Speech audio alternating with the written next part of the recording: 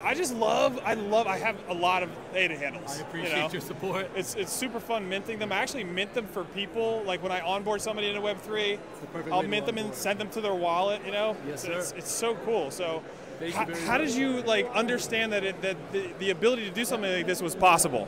Well, Cardano, when we started in 2021, the NFT ecosystem was not in existence, but it was in its early stages. And we saw a gap where people needed a way to resolve addresses instead of a human readable address, instead of just having that long string of 30 characters, impossible to someone to remember.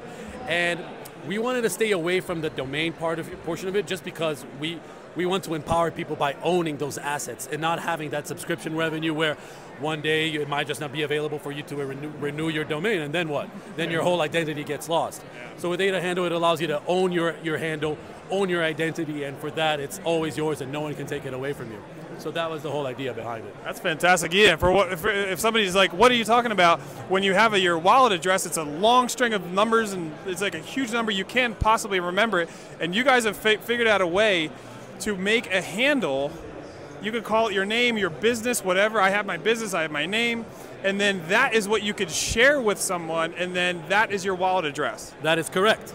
And on top of that, we also started creating customizable backgrounds where the same way people identify on others on Twitter or Discord, where you know that someone's PFP is that person and you don't necessarily know them in real life, but you can create your own personal identity using handles by adding a custom background, adding your PFP, adding social media information, and just creating your identity inside the blockchain itself as well.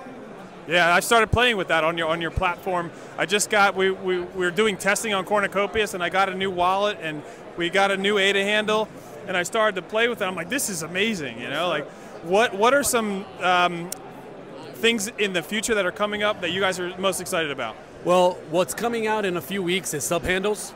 We're going to have two sorts of subhandles. Subhandles are going to work the same way that subdomains work, where you can have, for example, I have the Conrad handle. I can have Joe at Conrad.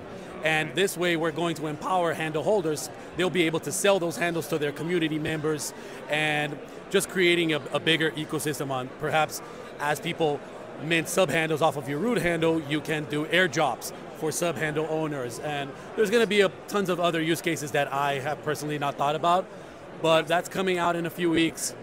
On top of that, we are working on Handle Chat, which is going to be a decentralized comm system leveraging handles.